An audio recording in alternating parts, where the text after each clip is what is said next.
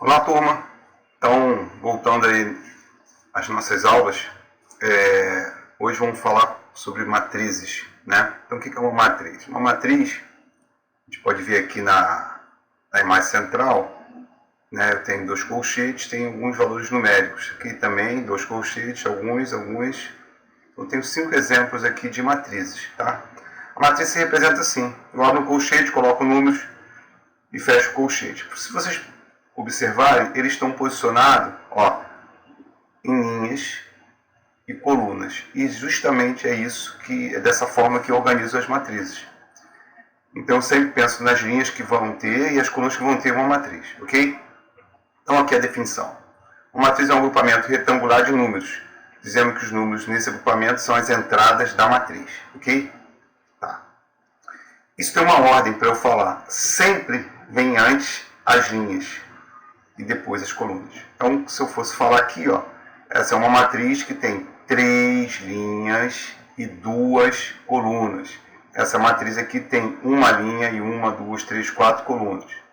Essa aqui é uma matriz que tem 3 linhas e 3 colunas. Essas matrizes que têm as linhas e as colunas de número igual, a gente chama de matriz quadrada. Aqui eu tenho uma matriz de 2 linhas e 1 coluna, e aqui eu tenho uma matriz de 1 linha e 1 coluna, né? É uma matriz quadrada também. Eu não preciso, quando a matriz tem um número de linhas igual ao número de colunas, falar 2 vezes. Basta falar que a matriz é de ordem 3 ou a matriz é de tamanho 3, tá? Ou eu não preciso ficar repetindo. Ok. Aqui do lado, ele vai dar uma denominação para matriz ou linha coluna, tá? Se a gente pegar esse segundo exemplo, ó, é uma linha só. Então eu posso falar que é uma matriz linha, tá? Ou um vetor linha. Eu prefiro falar matriz linha. Aqui, ó, esse exemplo aqui, eu tenho 1 e 3, estão numa coluna só, não é isso? Então eu posso falar que é uma matriz coluna, ok? Então, tem esses dois exemplos de matriz linha e matriz coluna. Aqui embaixo, eu não preciso colocar os colchetes, estão nesse quadradinho azul aqui. Esse livro ele sempre trabalha com algumas ideias na margem. Então eu não preciso trabalhar com os colchetes, tá?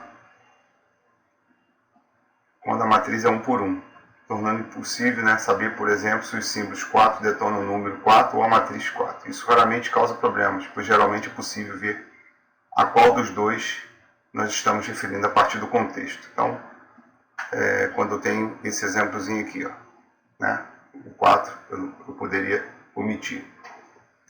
Tá, falamos do tamanho e aqui vai estar um modo de escrever esses tamanhos. Então, essa matriz aqui tem 3 linhas e 2 colunas. Está aqui, ó, 3 por 2, tá? Tem esse X aqui, escrito de forma bem reta.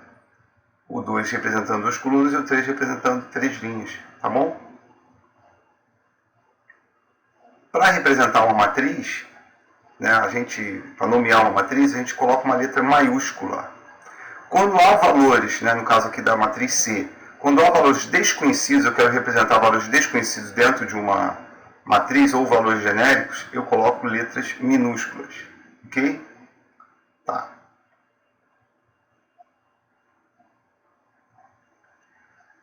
Esse exemplo dessa matriz A aqui, ela está de forma genérica. Então, eu vou representar por índices, né?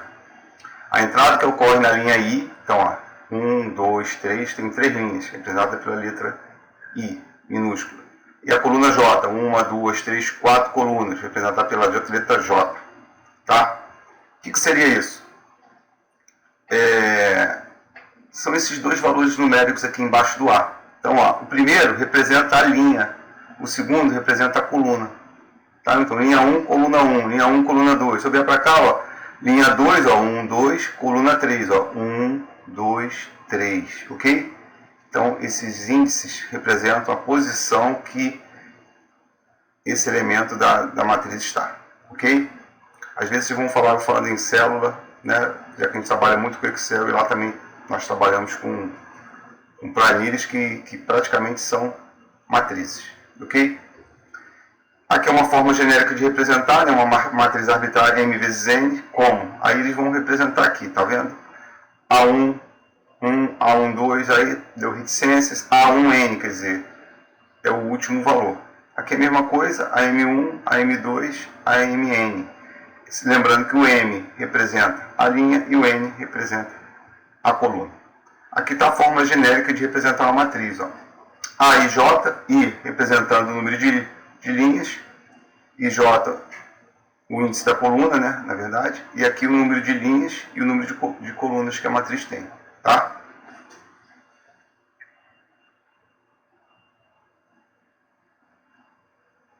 Basicamente, essa introdução vai parar por aí.